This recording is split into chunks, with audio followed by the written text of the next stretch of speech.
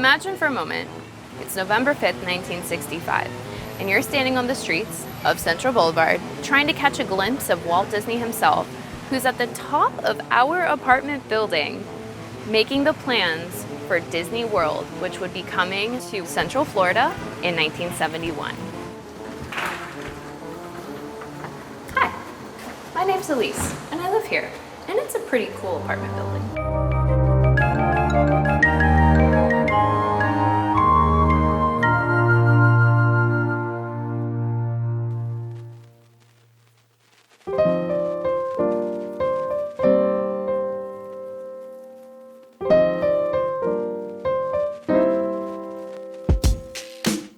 So our apartment building, MAA Parkside, is located on Central Boulevard. Before it was MAA Post Parkside, before Disney was born out of it, it was actually an apartment building called Eola Plaza. And what's really cool is it was actually the tallest building when it was built. Not just the tallest building in Orlando, the tallest building between Jacksonville and Tampa. At 9 stories, I mean, that's pretty crazy, right? Especially since at the time it was like late 1940s. All of the buildings that were around were really short at 2 stories. So a 9-story building, when we look up at it, was pretty tall for the time. Eola Plaza brought a lot of tourism because of all the shops that opened up on the bottom level. The basic shops we have on our street are really the same today. They're just modernized to our 2022 standard. You know, instead of a little pharmacy with a soda counter, we have a full-blown grocery store, Publix, and we also have a trendy clothing store across the street. We have a coffee shop, we have a UPS store. I have to imagine the street we see today. It's really not that different from if you had been shopping here in 1940. So the Eola Plaza was a really popular apartment building in the early 1950s. In the mid-1950s, it was bought out by a man named William Cherry. He owned WDBO AM, FM, and TV, which is actually now Channel 6. He bought out this building and then renamed it, of course, the Cherry Plaza Hotel after himself. And it was like internationally renowned for being very modern, very sleek. It brought in tons of very, very well-known names we'll talk about later. What's really, really cool, and I think one of its most well-known features, is that they had a 1,200-seat convention room known as the Egyptian Room, which is, like we mentioned earlier, where Walt Disney created and announced the plans for Walt Disney World in Central Florida. We get to go inside? With our little fob. This is how we get into our building. Very high-tech. So this place was at its prime in the 1960s. Everyone who was in anyone wanted to stay here, and people wanted to stay here just because famous people stayed here. It is a nice lobby. It didn't look like this when we first moved in. We were doing some renovation on it, but it looks really nice now. I feel like they've really made it, tidied it up, and they added this whole wall about Disney, probably to commemorate the fact that it was born here.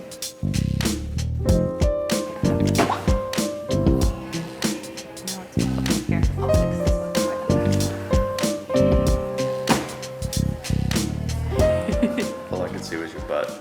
Oh no, okay, wait, hold on.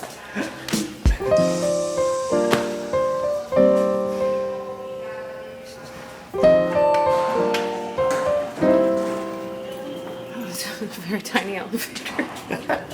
Okay. I guess we don't need the clicker. Let's go up to number. Yes. No, you can't do that.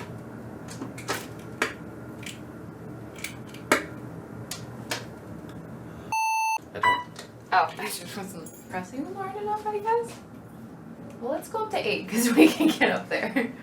Yeah, you just weren't pressing the buttons hard enough. Are you kidding me? Is it the first time in an elevator? I thought I was pressing them. Look. Oh, okay. That was only 6 as well. I'm sorry. This is like that scene in Elf.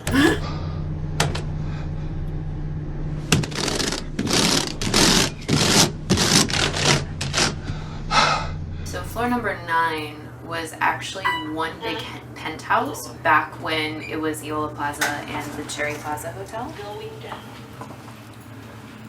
Which now it's tons of apartments.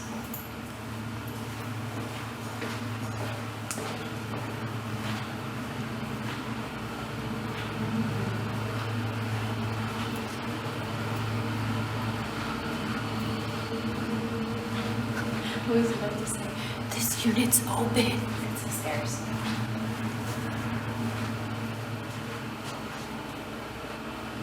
Interesting. I feel like you can kind of tell that this was one big room because it's only like a long hallway. You know what I mean? Because like other floors have like offshoots, whereas this one's just the one long hallway. You know what I mean? Mm-hmm.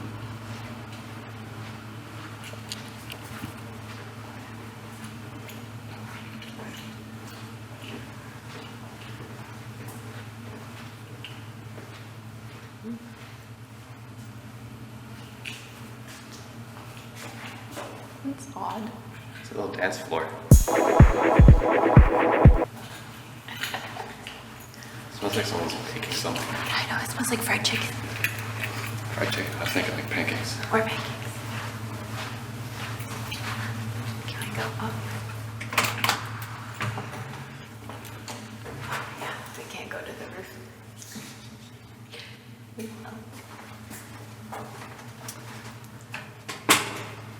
It's an old school mail chute. That's really cool. It is pretty neat. A lot of famous people came to this hotel. One of the most renowned would have been President Lyndon B Johnson in 1964. He'd been coming here for a while he was a senator and a vice president, but he actually held his presidential convention here in 1964. You also had tons of actors who were very popular at the time who came to this hotel. And then in addition to the actually first owner of the Miami Dolphins football team stayed in this hotel as well. While Walt Disney was in Orlando, Florida, buying the land secretly, making the plans with the governor and the state and everything, he stayed in that top floor penthouse. Something kind of unfortunate that happened is a little less than a year after they had announced Disney World was coming to Orlando, Florida, Walt Disney died. And so he never got to see the Central Florida Park open up. He was only around for when they had California open. So the day that Walt Disney announced the plans for Disney World in Orlando, they called that day one of Orlando becoming the world's first family vacation capital. Day one of Orlando becoming the world's first family vacation capital.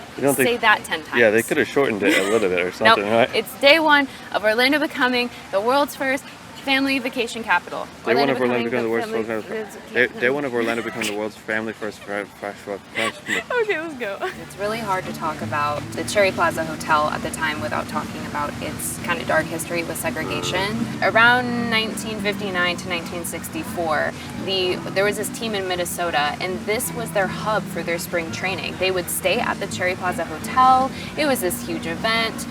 The owner would, wine and dine them. However, they would not allow black baseball players to stay on the premises. And it's kind of interesting that the teams themselves, of course, were already desegregated, yet where they were staying made them like resegregate. It was actually a 4-year process. They had the state of Minnesota involved, the state of Florida was involved, and in order to get the owner to not create this segregation, the NAACP was involved. And moral of the story, you're probably expecting me to say like, oh yeah, they allowed them to stay. No. Real life isn't as much happy ending as the fairy tales and as stuff. like how we want it to be. So basically the Minnesota baseball team just relocated to another hotel that was not even in downtown. So the Cherry Plaza Hotel was eventually bought out sometime in the 1980s. And from my understanding of why it was bought out, it was just there was more of a need for apartments and living in the city rather than hotels for people to come. As Disney grew in popularity, as the Florida location picked up traction, Disney started opening their own on-site hotels as well as off-site hotels, in addition to actual like little communities such as Celebration, and just more communities in the Central Florida area started to grow and pick up. And so they had hotels as well as living spaces. So downtown Orlando was really no longer a tourist attraction for people to go stay at, since Disney was the tourist attraction people wanted to go stay at. So the hotel transformed into Post Parkside, which is the last limb of the story here. And Post Parkside at the time was known as the Downtown Tower of Funkiness in 1992. That's fun. I wish it was still the Downtown Tower of Funkiness. I do too. And there's one last little bit of history for us personally. We moved in here. We did. We got a little unit up on the 2nd floor. Yep. And honestly, we've been loving it. Do I see my cat? Wait, hold on. I'll get my cat. I know. You want to see my cat. hold on.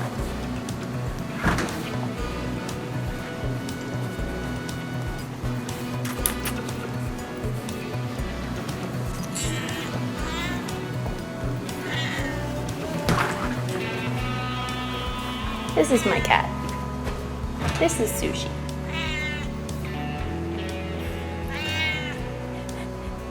Okay, that's good. We got it. She was sleeping. I woke her up with your little bean feet. Here you go. Here you go. Is she sleeping? She was sleeping. Okay, time for some stir fry.